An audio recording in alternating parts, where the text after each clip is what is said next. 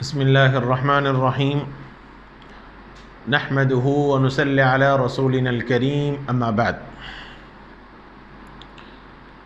ایک سوال یہ ہے، کیا حالت نماز میں ٹخنوں کا کھلا رکھنا ضروری ہے؟ اکثر دیکھنے میں آتا ہے کہ کچھ لوگ تو دوران نماز ٹخنے کھلے رکھتے ہیں اور کچھ لوگ نماز کے وقت بھی ٹخنوں پر سے کپڑا نہیں ہٹاتے، کیا یہ درست ہے؟ دیکھیے، ٹخنوں کے نیچے کپڑا پہننا ہر صورت میں حرام ہے۔ مردوں کے واسطے ٹخنوں کے نیچے کپڑا پہننا ہر صورت میں حرام ہے، چاہے نماز کے اندر ہو چاہے نماز کے باہر ہو۔ رسول اللہ صلی اللہ علیہ وسلم نے فرمایا، ما اسفل من الکعبین من الازار فی النار، او کما قال علیہ الصلاۃ والسلام، کہ ازار کا ٹخنوں سے جو کا حصہ نیچے ہوگا وہ جہنم میں جائے گا۔ بخاری شریف کی یہ روایت موجود ہے۔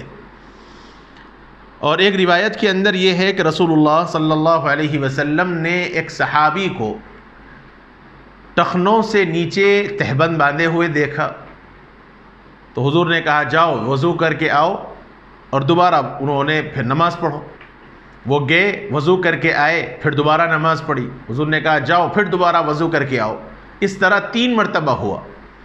وہ وضو کر کے آتے، نماز پڑھتے، حضور کہتے جاؤ پھر وضو کر کے آؤ۔ اس طرح 3 مرتبہ ہوا۔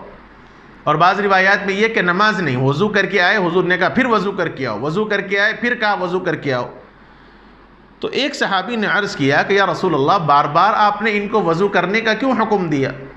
تو نبی اکرم صلی اللہ علیہ وسلم نے فرمایا کہ اس لیے کہ وہ ٹخنے سے نیچے کپڑا رکھ کے اپنی نماز پڑھ رہے تھے، اور اللہ ایسے شخص کی نماز کو قبول نہیں کرتا، اس لیے میں نے اس بات کا حکم دیا ہے۔ ابو داود کے اندر یہ روایت موجود ہے۔ اس لیے ٹخنوں سے نیچے کپڑا پہننے پر تو بڑی سخت وعید آئی ہے، چاہے پاجامہ ہو، چاہے لنگی ہو، چاہے پینٹ ہو، ٹخنوں کے نیچے پہننا حرام ہے، ناجائز ہے، نماز کے علاوہ بھی اور نماز کے اندر بھی۔ رہا مسئلہ نماز کے اندر بعض لوگ جو موڑ لیتے ہیں، اس سلسلے میں بعض لوگوں کا یہ کہنا ہے کہ موڑنا نہیں چاہیے، یہ غلط ہے۔ صرف اس لیے کہ کم سے کم نماز کے اندر تو ایک حرام کام کا ارتکاب نہ ہو۔ عام وقت میں بھی حرام ہے، لیکن کم سے کم نماز کے وقت میں تو آدمی حرام کام سے بچ جائے، اس لیے اس کو اگر موڑ لیا جائے، ٹخنے کے اوپر کر لیا جائے تو کوئی حرج نہیں ہے، بلکہ اس عاجز کے خیال میں وہ زیادہ بہتر ہے، تاکہ کم سے کم دوران صلاۃ آدمی ایک حرام کام سے بچ جائے۔ بقیہ عمومی حالت کے اندر بھی اس کو تکبر میں شمار کیا گیا ہے، اور بعض لوگ یہ سمجھتے ہیں، اور جب ان کو کہا جاتا ہے کہ صاحب ٹخنوں کے نیچے نہیں پہننا چاہیے تو کہتے ہیں صاحب میں تکبر سے نہیں پہنا۔ آپ کا یہ کہنا خود تکبر کی علامت ہے۔ آپ کو اگر یہ کہا جائے کہ آپ ٹخنے کے اوپر پہن لیجئے اور آپ کہتے ہیں صاحب میں تکبر کے واسطے نہیں پہنتا، یہ کہنا خود تکبر ہے۔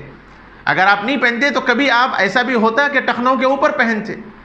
اب غور کر لیا جائے، جو لوگ ٹخنوں کے نیچے پہننے کے عادی ہیں، ان کو ایک مرتبہ بھی آپ نہیں دیکھیں گے کہ انہوں نے کبھی ٹخنے کے اوپر پہنا ہو۔ اگر آپ تکبر کے واسطے نہیں پہنتے تو کبھی ایک آدھ مرتبہ ٹخنے کے اوپر تو پہنتے۔ لہذا آپ کا کبھی نہ پہننا یا ٹخنوں کے اوپر پہننے والوں کو بری نگاہ سے دیکھنا گویا خود نبی کی سنت کا مذاق ہے۔ اس لیے چاہے تہبند ہو، لنگی ہو یا پینٹ ہو، پیجامہ ہو، جو بھی ہو، ٹخنوں کے نیچے پہننا حرام ہے، بڑی سخت وعید حدیث کے اندر آئی ہے۔ لہذا نماز کے دوران بھی، نماز کے باہر بھی یہ مسئلہ ہے اور نماز کے اندر بھی یہ مسئلہ ہے۔ البتہ نماز کے لیے اگر کوئی آدمی کم سے کم نماز میں اگر ٹخنوں کے اوپر کر لے تو زیادہ مناسب ہے کہ کم سے کم نماز کے اندر آدمی حرام کام سے بچ جائے۔ دوسرا ایک سوال یہ ہے، ایک صاحب پوچھتے ہیں کہ اگر کوئی شخص مسافر ہو تو قصر نماز ظہر و عصر ملا کر، اسی طرح مغرب و عشاء ملا کر ایک ہی وقت میں پڑھنا بہتر ہے یا اپنے وقت میں پڑھنا چاہیے؟ دیکھیے، یہ نماز کو جمع کرنے کا مسئلہ ہے۔ اللہ کے نبی صلی اللہ علیہ وسلم نے فرمایا، من جمع بین صلاتین من غیر عذر فقد اتى بابا من ابواب الكبائر او کما قال. حضور نے فرمایا کہ جو آدمی بلا عذر دو نمازوں کو ایک ساتھ جمع کرے گا اس نے گناہ کبیرہ میں سے ایک بڑے گناہ کا ارتکاب کیا.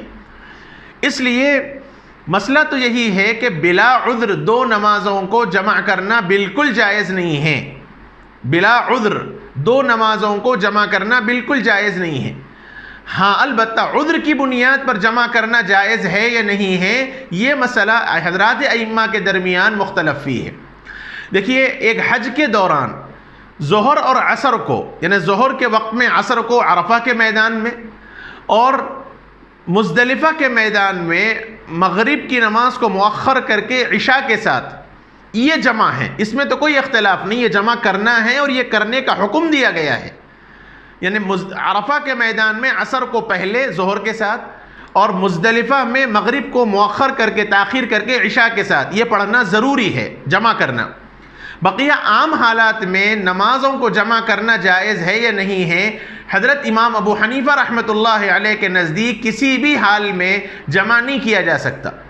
البتہ حضرت امام شافعی اور امام احمد ابن حنبل رحمہم اللہ کا مسلک یہ ہے کہ عذر کی بنیاد پر جمع کیا جا سکتا ہے, اور سفر ایک عذر ہے. احناف شوافع کے پاس اور حنابلہ کے پاس سفر ایک عذر ہے.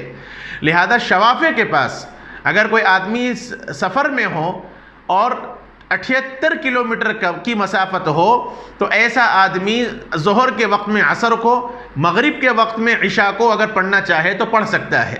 لیکن احناف کے مسلک کے اعتبار سے نہیں پڑھ سکتا. احناف کے مسلک میں ہر نماز کو اس کے وقت میں پڑھنا ضروری ہے.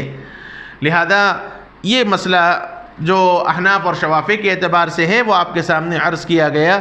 اللہ تعالیٰ اپنے کرم سے اس مجلس کو قبول فرمائے. وآخر دعوانا ان الحمد للہ رب العالمین.